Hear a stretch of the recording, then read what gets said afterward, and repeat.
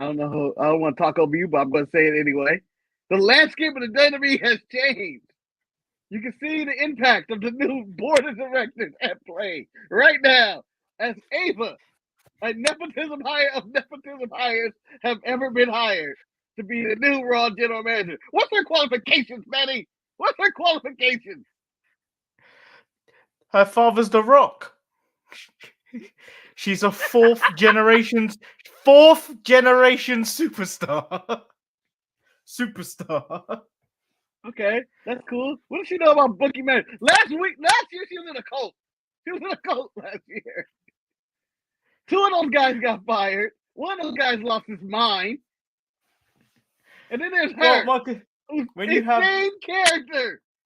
When you have no charisma, you become a general manager. The Rock took all the charisma in her jeans. Sorry, you're born after my charisma. Look, Adam Pearce, no charisma. Nick Aldis, no charisma. It only follows suit that we diversify the general managers and make them half Samoan, half black, and this is a diversity and nepotism hire. Yeah, affirmative action. But I'll tell you this: Nick Aldis and Adam Pearce has charisma. Ava Raine is like watching paint dry. Can you guys sign the contract? God. She reminds me of Napoleon Dynamite. I don't know why. I also was dabbling in the thought that this should have been the thumbnail. This got spicy. This got heated very quickly. Yes, like you swear they weren't friends last week at all. This escalated quick. She just went all her business up there. Oh, you was shaking your ass up OnlyFans. That's the only reason you got attention. Me shaking my ass at OnlyFans has been more entertaining than you've done in your entire tenure in NXT. Spicy. And I'm just putting it out there. She hasn't been called the La Madrina in a very long time. No. So why are they bringing this back? Also, that felt like some petty shit. That's why. Oh yeah, you're La Madrina, huh? You're La Madrina. Oh, that's what you are, huh? I'm roll the R when you say it. I can't roll R's, man. There's one thing I can't roll. It's R's. Of all the rolls of my bodies, I can't roll it R. I don't think there's actual any news outside of Kevin Patrick being fired. No, that's really it. I think we're gonna have a quiet news for the next 2 days. Although something might blow up. News. Something might blow up. Oh, what's that? So this just came out from Brandon Thurston. He said, new from the Wall Street Journal, so you know this is good. Oh, it's back! It's back! What is it now? So the headline is, Vince McMahon accused of sex trafficking by WWE staffer he paid to keep quiet. What? What? Sex trafficking? Yeah, I'm not going to pay to read this article, so we'll have more on this during the Royal Rumble watch along. Apologies, but breaking news here. Let's check our sources, Betty. Let's check our sources, even though I trust the Wall Street Journal and probably Brandon Hurstenstiles III or whatever his name is. But yeah, that seems like the only hottest news out there today. Sex trafficking? Wow, they got him. The complaint from Janelle Grant against WWE, Vince McMahon, and John Laurinaitis filed in federal court in Connecticut today. Ooh. Jesus. Who? Yeah, like wow. Yeah, this is hot. Yeah, that's legit. That's going to federal court and everything, and I wonder what she has on them. I'm sure NDA. Sex trafficking. Yeah, that sounds. I wonder what happened. That's Me Too movement. That's Epstein Island bullshit. Dark Side of the Ring. Yeah. All of them. 30 for 30. And you know let's move along from this dark side of the ring before we 50-50. We got 50-50 chance as he's guilty. Let's just move into AEW Dynamite, which was terrible. I received a text message in the middle of the night from Marcus. I don't know who he was directing this to, but I saw it. It read, "You can skip Dynamite this week." I was weirdly awake.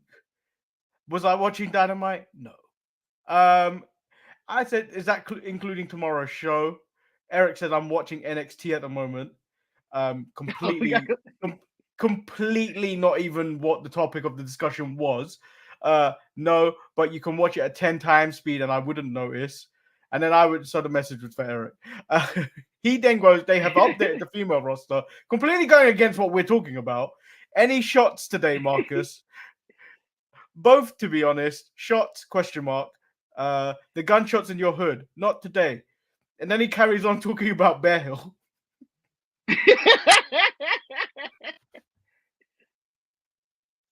Has Eric got ADHD? Autism? Has he got the tism? It's the way it's always been, man. It's the way it's always been. There's 14 conversations happening in Eric, and only one of them are coherent enough. But I will address one of them, the shots. Were there any shots in your hood side? Because all of it is technically involving wrestling somehow.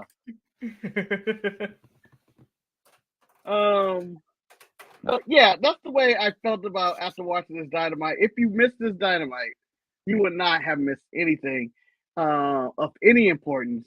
And I believe, Manny, watch when the 30-minute show is on. It's on. And I think we're going to get through it with this Dynamite because we can literally say matches happen. The ones who you thought would win won, and the show. Well, Marcus, do you know I was going to swerve you today because I was just going to. The only thing I want to talk about Dynamite was the fact that Toni Storm and Deonna Purrazzo, they had a half and half where Toni Storm was in black and white and Deonna Purrazzo was in color. Toni Storm says, "I believe you recently were body shamed," which I think is ridiculous. Because there's so much more to shame about you. And that is the only interesting thing that happened on this Dynamite. No. I'm not going to let you ruin that segment. I'm going to say that segment was the only thing about Dynamite worth a damn. Worth an absolute damn this week. I'm going to tell you this.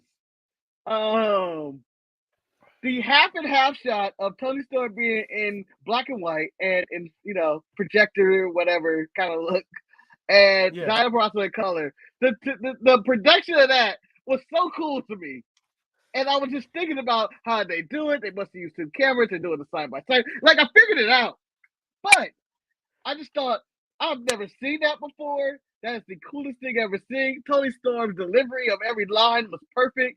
I was even into them talking about their matching tattoos, even though it just seemed like it was right for the tone of the story. Because Tony's in full comedy gimmick, and Diana's like, "I'm gonna talk serious. We have matching tattoos, and I'll let you live with me." And Tony's like, brawl ensues. Which he also said, "You can take your tattoo and blow it out your bum hole, and then throw shoe at Deanna's titty." And then Deonna returns the favor by throwing her shoe in her face. Yeah, and there was a difference in shoes, Manny. There was a difference in shoes. Deanna's shoes looked a lot heavier than Toni Storm's shoes. I would have beat her ass with the shoe on a national TV. It would be some violence. Dude, that shoe looked heavy.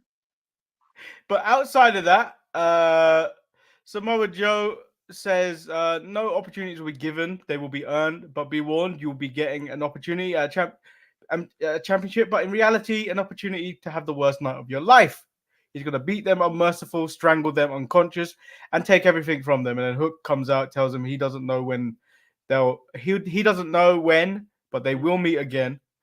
And then Joe asks security to take him away. I want to interrupt you because you cannot just do Hook's lines as if he did that normally. He had a hood over his head.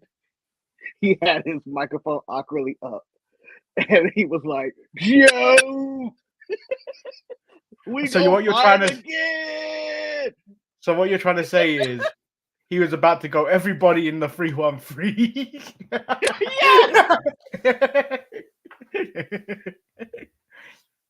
Manny, do you know the character of Bizarro from Superman?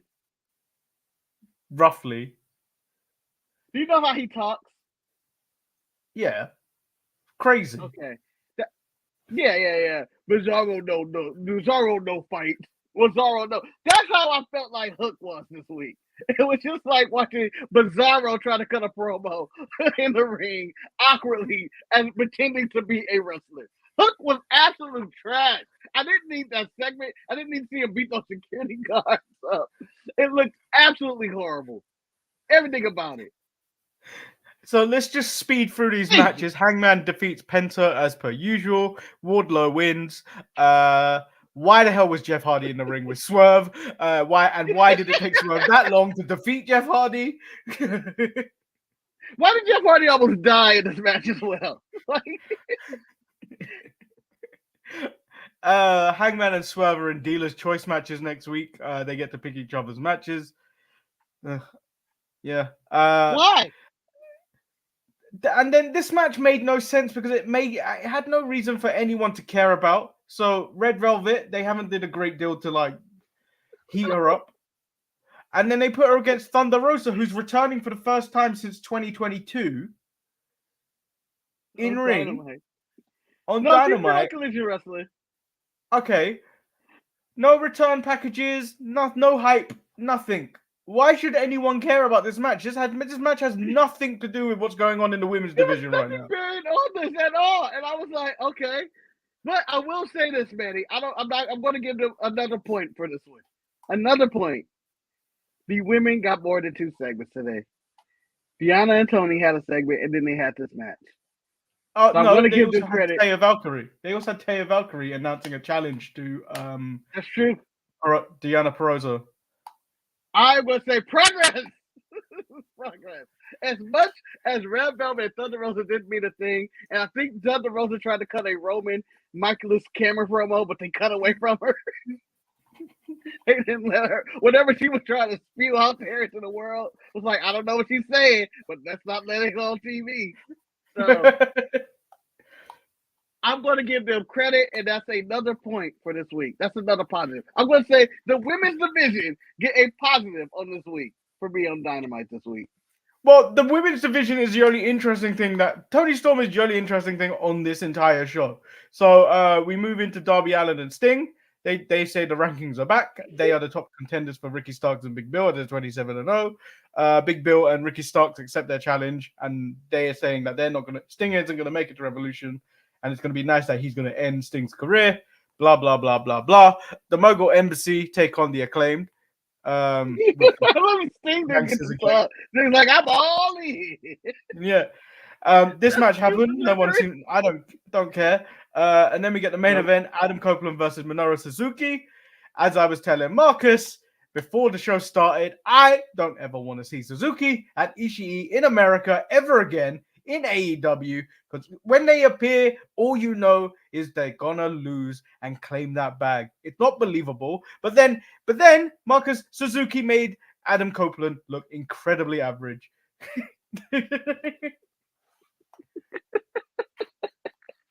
This might be the harshest Dynamite review of all time. How does a 55-year-old man make How does a 55-year-old man make Edge, who's younger than him, look way past his prime? It's only 5 years, Manny. It's only 5 years. It's only 5 years. 5 years is enough. LeBron does that every night in the NBA. So these people. Like, how does this 39-year-old man do this in front of these 20-year-olds and stuff? I'm okay with that. But I'm not okay with, in this whole night, one, the Bang Bang Gang and the Bullet Club working together to fight the Gangsta Agony or the Mogul Industry or whatever the hell they call themselves, who get a 6-person tag match after a title match after they lost their Ring of Honor tag match. So I don't know how that worked in the rankings. Like, oh, you lost your Ring of Honor title, which is a lower tier title, but yet you fell up and got a trios tag team title match. And now there's this giant group of the Bang Bang Gang. Billy Gunn's reunited with his kids. So that's the water under the bridge now. I don't even think we had to work to see what it's like for the Guns to actually reunite father and son. But no, we don't see any of that. It just happened. There's some. What else in the family we did? That's it. I'm not gonna spend too much time on this. Yeah, this Dynamite was horrible. I don't even understand. This brought back the ranking system in the MCM. It got B-, and I don't see where that B- came from. They struggle. So I'm gonna just touch on a little bit on Suzuki and Edge. Novelty match. You know, it'd been nice to get some build. Half the crowd, which was half a crowd, probably didn't know who Suzuki was anyway. No. AEW lot know who these people are. Yeah, but I'm gonna say half of them was like, singing something, but whatever.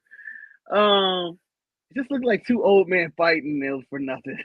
Like, what are we doing for? We all knew Edge was winning. I don't know why Minoru Suzuki needed to be protected by Edge unless they're teasing an Edge heel turn by using the turnbuckle pad because he ripped it off.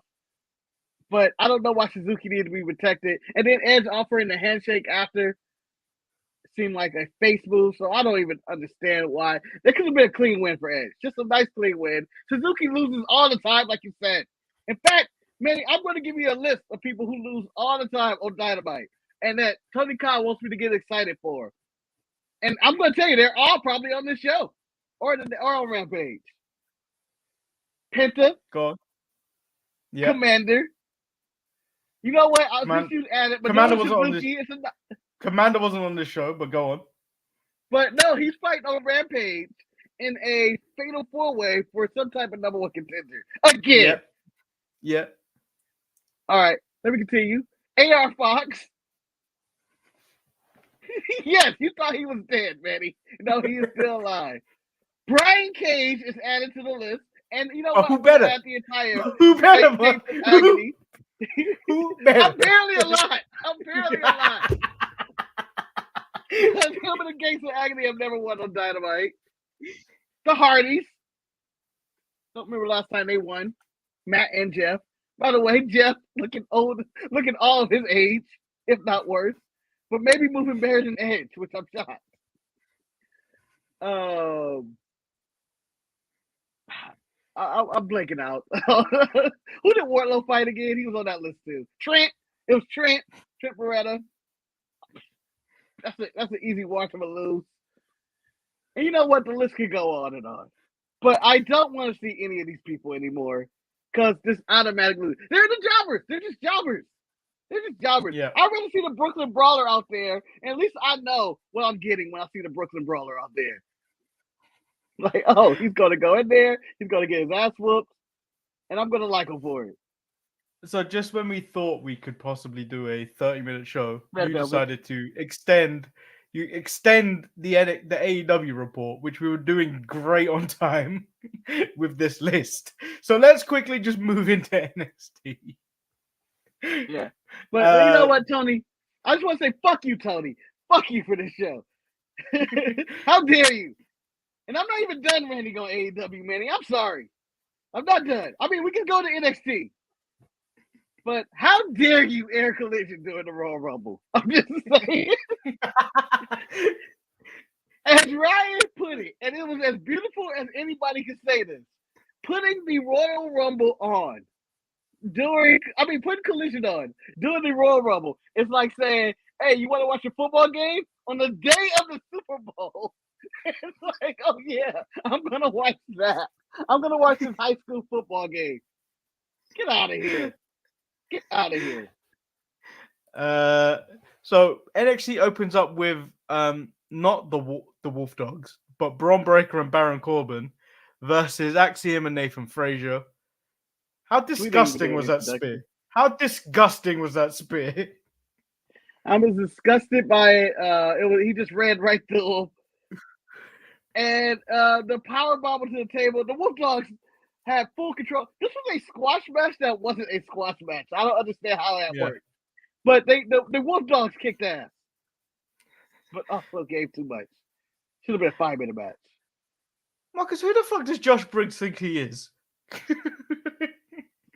Clearly JBL, Manny. Yeah, Clearly but Matt Morgan. JBL told him to find himself, but you don't just go interrupting someone that goes by the Mad Dragon. Yeah, ready. He found himself and he realized, you know what? Blue denim isn't my color. I'm gonna wear black. That's all he changed. That's all he changed. He's a heel now because he wears black pants. Well, it works for AJ. Like, that's all he changed. I don't wear flannel anymore. I'm wearing black pants. I got black jeans on. I'm evil. Ooh. I hate to see a truck driver with black pants on, Manny, because I know he evil.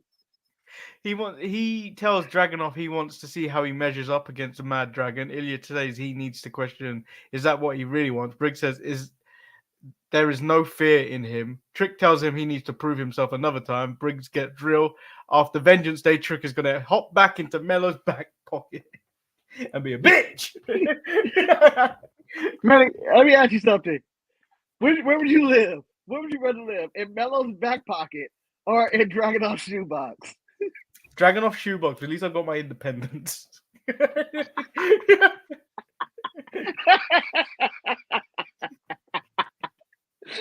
Well answered.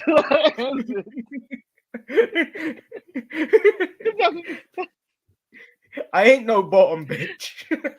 Yeah, I'm not doing that. But fuck you for putting me in your back pocket. So William Regal makes his first WWE TV appearance since leaving AEW last year, where it's now made from a meeting with Shawn Michaels. Ava Raine is named the youngest GM in WWE. Regal tells her it's a tough job. Why is she the youngest WWE? Yeah. Before, I'm not going to even touch on this. We touched on it earlier. She has no qualifications, Benny. None. If, I was going to say real Regals were going to return to WWE TV. It was not for this. It'd be for something more. I want him to yell in War Games or something like that. I think, do you know what this is? I think this is kind of the thing that William Regal's still going to be interlinked with NXT. I think this is kind of the writing off Shawn Michaels, and then William Regal's is going to be like that overseeing power of Ava Raine, I think. Oh, okay. So she's it's like when things get tough. When things gets tough, William Regal will come in. Yeah, I just thought it was officially his whatever embargo, NDA, whatever he was blocked from coming on TV. And then it was like, let's throw him on TV. Because Sean ain't coming to work. I don't know where Sean's at. Him and Johnny saying Sean hasn't been the same. Sean hasn't been the same since Bron Breakker speared Baron Corbin through his wall in his office. Yeah, he hasn't really shown up since. He's only been seen via tweets. He hasn't been the same. I believe Shawn Michaels. Yeah, Shawn Michaels died 10 years ago. He just used artificial intelligence. That's how the show's booked. Shawn Michaels is AI. We get the woman that's replaced Cora Jade, Ren Sinclair going against Lash Legend, and the difference between this match and the AEW Dynamite match. They gave you something a little about Ren Sinclair. Yes, she still hasn't got a character, and that needs to be developed. But she's going against someone that is rather established, Lash Legend, on the NXT roster. And the match kind of made more sense. Lash wins with the slam dunk. Disgusting powerbomb. That actually looked disgusting. Yeah, and I really like the name of the slam dunk as a finishing move. Yeah. And they had that little backstage with Phelan and whatever, Ren Sinclair, that, at least gives her something. Like, oh, you're not just going out there like Red Velvet and Thunder Rosa, who are just out there. Yeah. Just like, oh, okay, this is purpose. Yeah, so I enjoy. If you're comparing women's matches, this is miles ahead of that one. An angry Jada Parker and OTM send a message to the Don family. Von Wagner does football training to prepare for Noam Dar and the Heritage Cup. I'm so done with the story. I really hate this story. I've been in the Von Wagner. Honestly, if there was releases today, Von Wagner would be number 2 on my list of people to release. Who's first? Kevin Patrick's already gone. No. That's done. That's happened. You can't say he's number 2. Oh, well, then he's, first now. No, I'm releasing scripts. I'm releasing scripts. Nah, I would release. I release all of OTM. Actually, they both go. I'm not associating her with them just yet. She's there, but she's only been there. What, 2 weeks? Yeah. Chase U are done. Chase U are done. They start taking everything away, including Duke's trophy. Next week they say their goodbyes. Later on in the night, JC Jane and JC's given up. Like she's still saying that she's still working on something, but I feel like it's too late. Yeah, I feel like it's too late. I think everything's gone. And you know what? It's very convenient that she got very quiet and Vince McMahon got called for sex trafficking real quick. I'm just saying, she gave up a little quick. Marcus, I feel like there was a real opportunity here to bring back the Repo Man one last time and take away all the JSU shit. Is he still alive? I hope so. Alive, right? I hope so. But you could put anyone in that stupid grey suit. Amazing. You could put anyone in that stupid grey suit and then the little. No, you can't. No, you can't. If you probably Repo Man, Manny, I want Repo Man. And honestly, this was a great opportunity. If he's still alive, to bring back the Repo Man to take away JSU shit. And now I hate WWE for not giving me this moment. Or like, you know, it's Ava Raine's fault. Dijak versus Joe Gacy. This match never really happened. Joe Gacy attacked while Dijak was on the ring. They fought on the outside.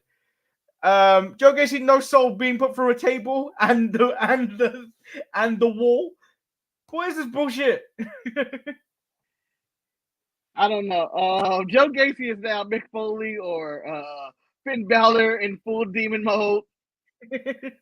But I was saying him getting kicked through that door or that little wall area was probably my favorite spot of the night. Because I went, oh shit! Like, Joe Gacy. For him to just walk back out. I did oh shit that moment. That was fun. For me, every time Dijak's on TV, I'm gonna be honest. That's part of NXT. That's part of NXT. Because everyone loves a bit of racism as much as people want it to end. When it's on TV, for some reason it's funny. Yeah. Manny, I have breaking news. The Repo Man is still alive. 64 years old. Yes! But I have bad news to go with that. Apparently, Tony Khan has also looked it up and said the Repo Man is fighting Edge this week on Dynamite. Oh, no. Do you know what? Because there's more reason to not to have a show next week.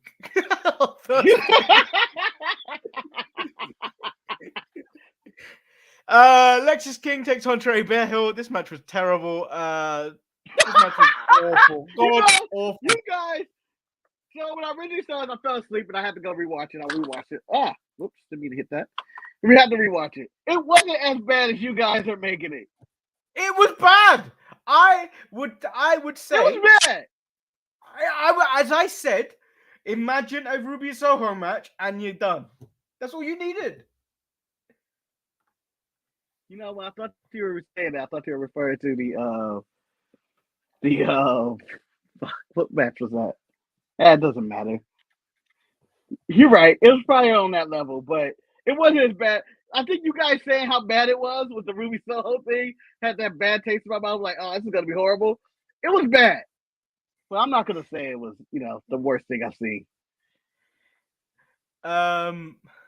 Then we get the other standout women's segment of the show, the Supernova Sessions with Lola Vice. Lola calls Elektra Lopez a leech, tried to use her and her star power to make her career relevant again. it wasn't relevant in the first place. No, it wasn't. It was never.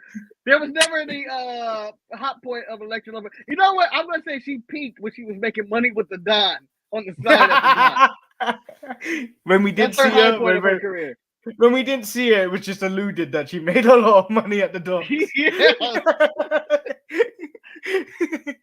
Electra Lopez comes out, started talking heat.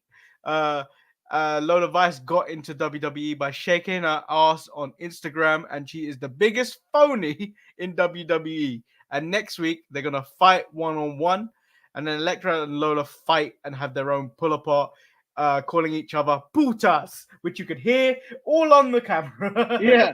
There was a lot of curse words that didn't get censored on my end. Like, the crowd got censored doing the Joe Gacy stuff. Yeah. No, the crowd got censored, but if you swear in a different language, it's different. No, but they were saying, I heard fuck and all that, bitch and all that. They were actually cursing. Oh, my God. I was like, oh, this is picking up.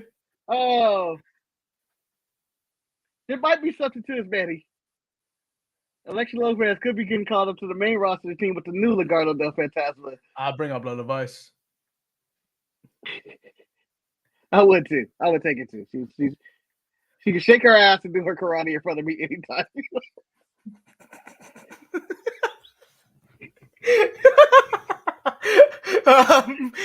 We get Dragon Lee versus Scripps. I want Lola Vice and Nikita Lyons to both come to my house and they can do whatever they want with their karate in my house. It's okay. I know it's bad, but I'm like, good job, ladies. Dragon Lee versus Scripps.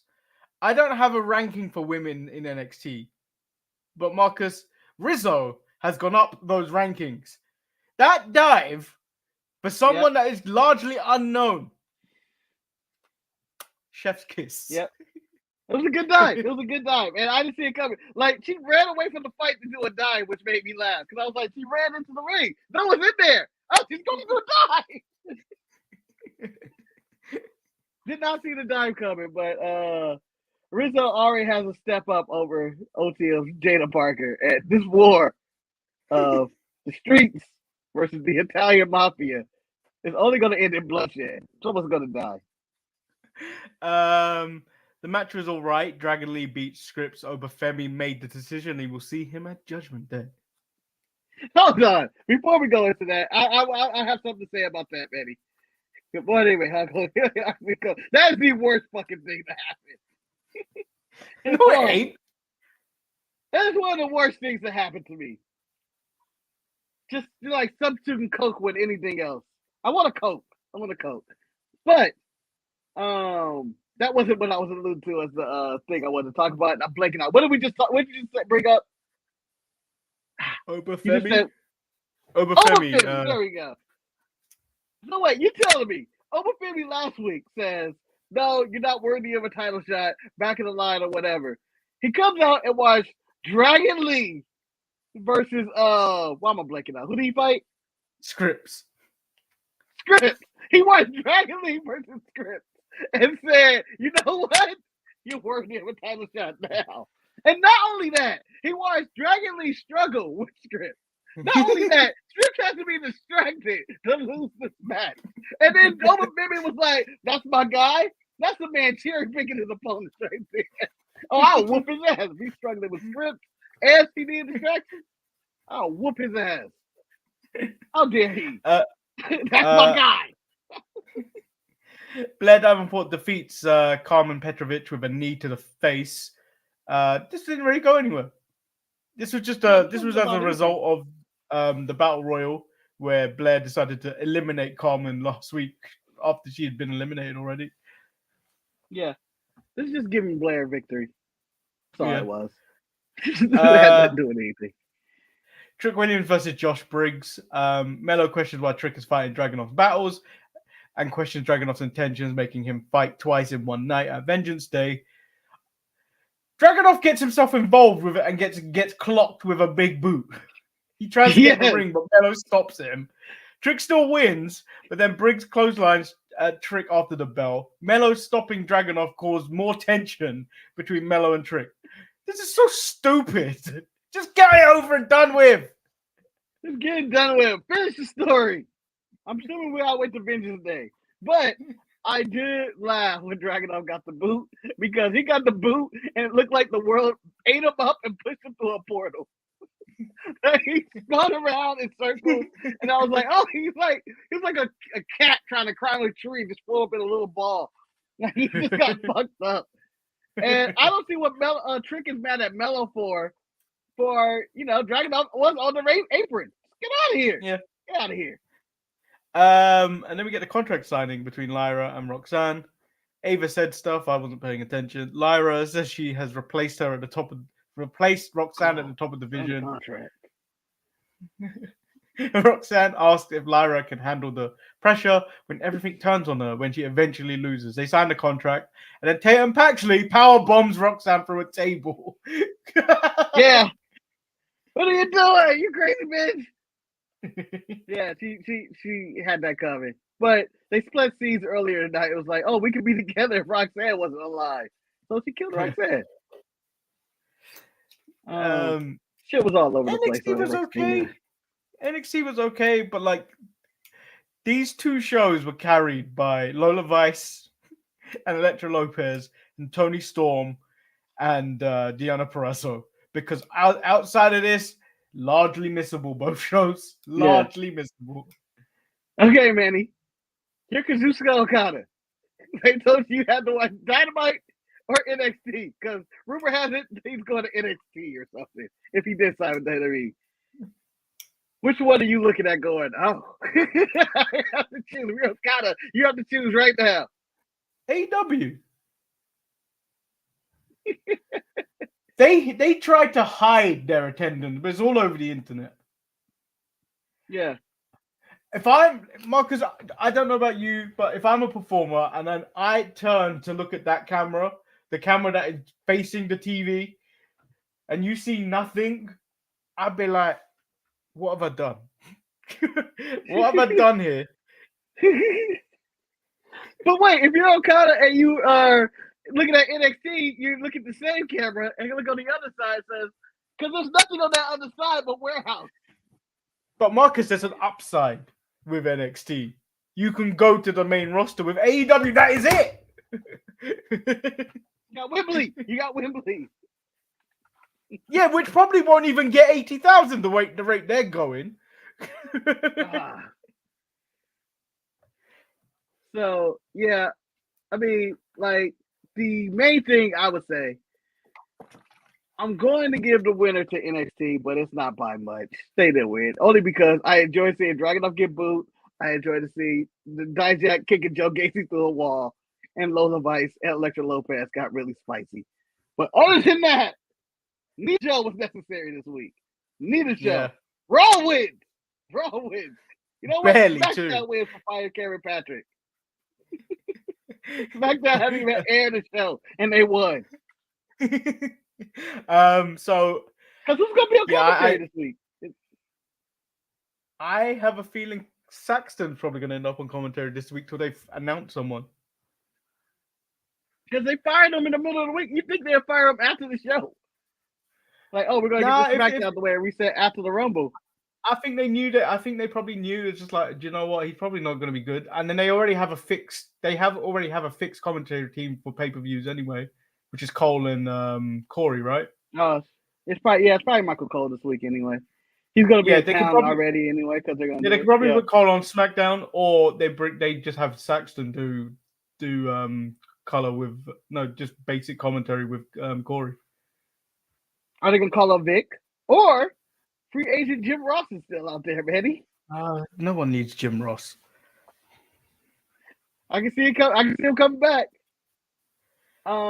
See, I wouldn't bring Jim Ross back in a TV sense. I'd only bring back Jim Ross as a backstage guide in recruitment. No, I would just recruitment. Yeah, that's also true. Well, I don't think he's recruiting anymore. I don't think he does that part anymore.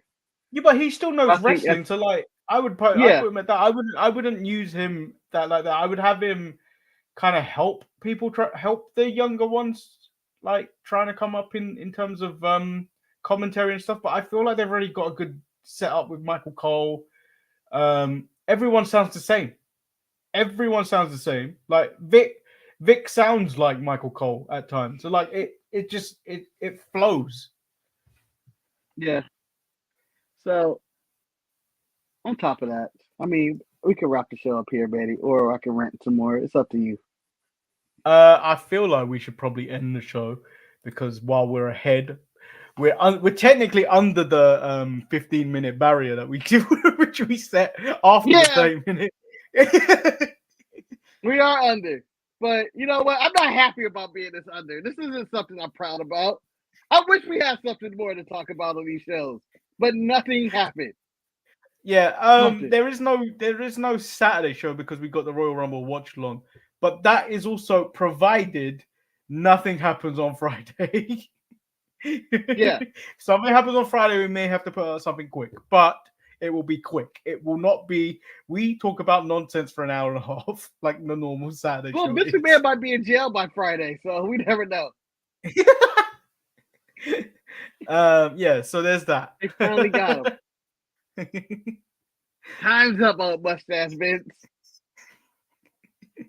As he escapes in the rocket to the moon. Yeah, so I'll deal with all that money. So show updates. There will be no show on Thursday. There will be something out. We just don't know what it is at the moment. Yeah. But yeah. Well, there's no show on Thursday barring international incidents that makes us have to come back. But I doubt that anything's going to happen. Which means either Marcus will be hosting the show and I will be in a car talking with this light up here shining on me, which I have to detach. This light right here shining on me. Just like in a car. Yeah. So this is happening. Yeah, I can't believe it. I can't believe it. Tony Khan showed up in the on SmackDown. But also more news about the Netflix movie. Here's a quick question, Manny. Hopefully it's not. If you're AEW, Monday is now open. Well, that's if they Dynamite. Do you move Dynamite to Monday or Collision? No. I wouldn't. It's not a smart move. It's not a smart move for them. They can claim Marcus, but look at their ratings right now. So 900 maybe. Put it up against Monday Night Football. What does that number become? 200 or 300. But it's not a smart move. Hold on, and they're going to get a Netflix Raw. But I'm saying, if you are AEW, you can claim that spot that's always been and say, I'm the #1 wrestling show on Monday nights on cable television. Yeah, but do you? It's not a smart. Again, it's not a smart move. It's not a smart move when TNA tried it to go. Yeah, but this is different. This is different, Manny. This is you're on TV. You're filling that void for other people who don't want to get Netflix. You're AEW coming up Monday night. You can take that crowd. You can take the crowd. And it'd be an unearned crowd. It's an unearned crowd. But if you're Tony, I think he's going to do it. Marcus, if I'm WWE, I'm putting the global stats against Tony at that point after if he attempts to do that. Oh yeah, worldwide we did this many. Take that and suck on that. Like, because if you think about it, for Collision, and I'm gonna, leave us in this minute. For Collision, man, they're doing like 300 or whatever thousand on Saturday. Imagine moving Collision to Monday or Dynamite, or vice versa, whichever you want to call it. And you know what? Being happy, they don't care about those numbers. They're going to get the Royal Rumble this week. Do you know what? If I'm any of those companies right now, and seeing WWE make that $5 billion jump to just go to streaming only in 2025, it's specifically Raw, but I am not paying them anything close to that yearly number. Yeah, $500 million a year. Yeah, AEW. Yeah. I'm only giving them 100. There's no other competition at this moment for that now. There's no competition at this point now. They're the only wrestling on TV. They're going to start the only wrestling on TV. That's inevitable. They're going to say that.